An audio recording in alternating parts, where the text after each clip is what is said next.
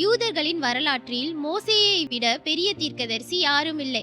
ஆனால் அந்த மோசேயே என்னைப் போல ஒரு தீர்க்கதரிசியை தேவன் எழும்ப பண்ணுவார், அவருக்கு செவி கொடுங்கள் என்று சொல்லி ஒரு மாபெரும் நிஜத்திற்காக காத்திருந்தார். அப்போஸ்தலர் 3ஆம் அதிகாரத்தில் பேதுரு முடவனை குணமாக்கிய பிறகு அந்த தீர்க்கதரிசி வேறு யாரும் இல்லை, இயேசுவே என்று முழங்குகிறார்.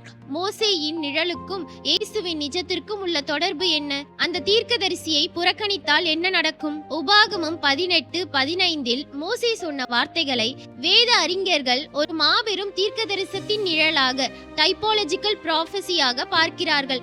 மோசே இஸ்ரவேலர்களை எகிப்தின் அடிமைத்தனத்திலிருந்து மீட்டு பழைய உடன்படிக்கையின் மத்தியஸ்தராக செயல்பட்டார். இது ஒரு நிழல். ஆனால் இயேசு மனித குலத்தை பாவ அடிமைத்தனத்திலிருந்து மீட்டு புதிய உடன்படிக்கையின் மத்தியஸ்தராக வந்த ஒரு மாபெரும் நிஜம். யூதர்கள் மோசேயை போன்ற ஒரு மாபெரும் எஸ்கட்டோலாஜிக்கல் மீட்பருக்காக காத்திருந்தார்கள். மோசே தேவனுடைய வீட்டில் ஒரு வேலைக்காரனாக இருந்தார். ஆனால் கிறிஸ்துவோ அந்த வீட்டின் மேலான குமாரனாக, மோசேயை விட மேலானவராக வந்தார்.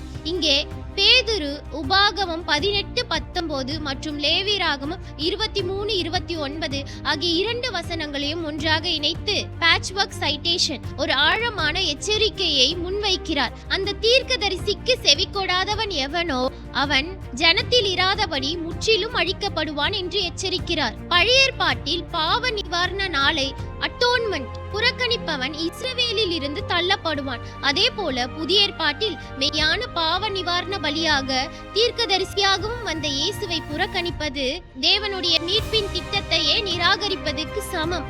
அப்படி செய்பவர்கள் தேவனுடைய சமூகத்தில் இருந்து நிரந்தரமாக தள்ளப்படுவார்கள். இங்கே ஒரு பெரிய இறையியல் மாற்றம், தியாலஜிக்கல் ஷிஃப்ட் நடக்கிறது. ஆபிரகாமின் இரத்த வழி சந்ததியாக பிசிக்கல் ஜூயிஷ் டிசன்ட் இருப்பது மட்டுமே ஒருவனை தேவனுடைய உடன்படிக்கைக்குள் கொண்டு வராது.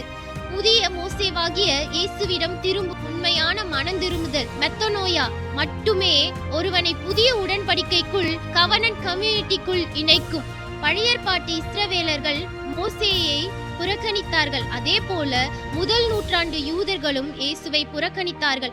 ஆனால் யார் அவரை விசுவாசித்து மனம் திரும்பினார்களோ அவர்களுக்கு பாவ மன்னிப்பையும் தேவ சமூகத்தில் இருந்து வரும் இளைப்பாறுதலின் காலங்களையும், டைம்ஸ் ஆஃப் ரெஃப்ரெஷிங், அவர் தருகிறார். மோசே ஒரு வழிகாட்டி, ஆனால் இயேசுவே அந்த வழி. பழைய ஏற்பாட்டு நிழலான மோசேயை கொண்டாடிய யூதர்கள் நிஜமாக வந்த இயேசுவை புறக்கணித்தார்கள். நாம் இன்று அந்த தேவன் அனுப்பிய இந்த மாபெரும் தீர்க்கதரிசியின் சத்தத்திற்கு செவி கொடுக்கிறோமா அல்லது புறக்கணிக்கிறோமா?